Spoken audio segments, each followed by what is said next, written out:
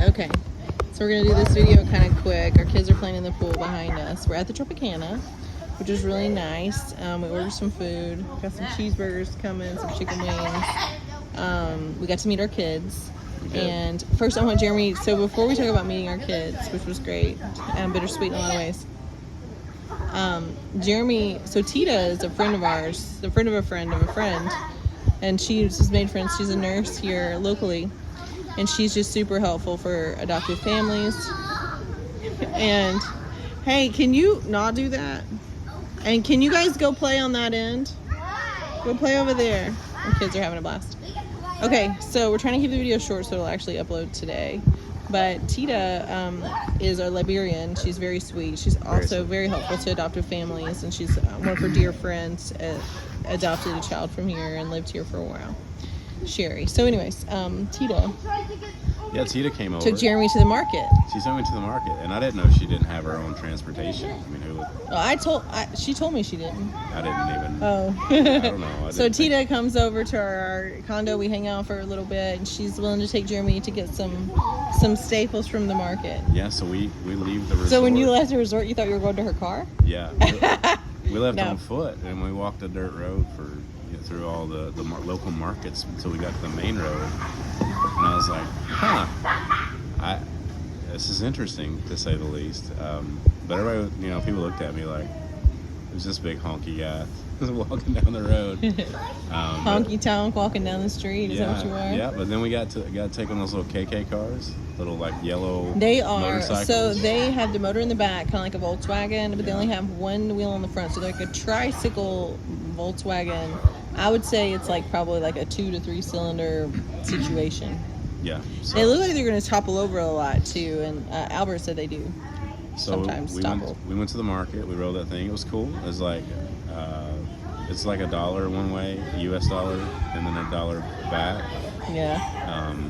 And then we discussed some things at the market. We got a hairbrush, some eggs, stuff. We lost the hairbrush, and my kids they just looked at me like I'd failed. Eventually, we're going. Got some Coke. Get some actual real food because we're eating out a lot now. And Tita said she would teach you to make plantains. Yeah. Those seem to be good. But it was cool. Jeremy survived the market. The guy we got a ride back from, he took us all the way back to our hotel. We didn't have to walk. You don't have to walk to the main thoroughfare. When I paid US dollars, I got back a 50 Liberian dollar. That's like a quarter, so it's good to know. Break it down. So it was less than $1? What's that? To pay him? No, I gave him a full dollar bill. And he gave you change, so it was less than. He did not give me change. I let him keep the change. Oh. But like when I got change back from the restaurant or the grocery store, market, yeah. From the market, they gave me back a 50 Liberian dollar or 50 Liberian dollars, and that's like a quarter. So Jeremy survived. He came back pretty quick, actually. Yeah. And then we went to see our kids. So Albert, the orphanage director here, he said he would drive us there. And so he did, and we got there around 3:30 or so. One of them was out of school, one of them was still in school and coming back. And there's another family here that was there as well, visiting their children, the Bruce family. They're visiting their children. And they've been there a few times, but this is the first time we met them. So Bruce actually said he got a video of us meeting our kids for the first time. I was like, dude, you're so I'm so proud of you. He saw us pull up and captured it. Yeah. And honestly, I was so smooth when I met our kids, but when I met Anna's kids, the Clark family, I broke down. I was blubbering and crying. I'm like, that was hard. It was harder, and I think it's just because Anna and I are friends, and we started this process at a similar time, and we became friends because we were friends before Liberia adoption. But we have such similar, stories with our kids, and just trying to get to them, and I have. And just knowing that they live close to us, so it's not unrealistic to think that these kids, I'm gonna know them longer than today, and so I think I just grieved, I ached for them, because I wanted to be, I wanted to have more answers, because there's a lot of kids just looking at you who are you and what news do you have? The same way we're in the States, who are you and what news do you have? There's just this void between us and our kids, and I just felt so humbled to just close that void for just a second and show them video, show them, pictures of the family that they're going to join. And Well, all the kids there You know, just we come got and jump in into- your lap and Yeah. want to look at your phone and look at pictures. They're all just intrigued. They want to hold They your do, hand and they give you want to hugs. just, yeah, they braided my hair. They tried to braid Jeremy's hair.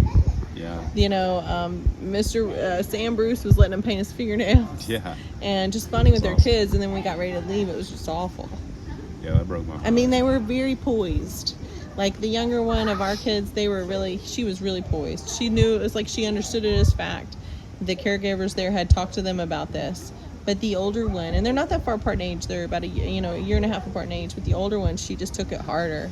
And she had gotten quiet for like the last 30 minutes. Because she knew it was coming, yeah. And she just took it hard. And I mean, I picked her up and I hugged her and I'm like, we're coming back. And she was calm. Like, she wasn't like losing her mind, but there was just this grief of like, this isn't what I want. We didn't want to do that. And I don't think it injured her, but like, I mean, I think I'm glad that she can form an attachment. I'm glad that she feels connected to us and sad to see us go. And they're in a good place, you know, the people there are taking good care of them. All the kids seem very happy, well fed, and well clothed, and they had plenty of toys around, plenty of snacks, you know. They're very cute, and they're doing well, and they're getting their education.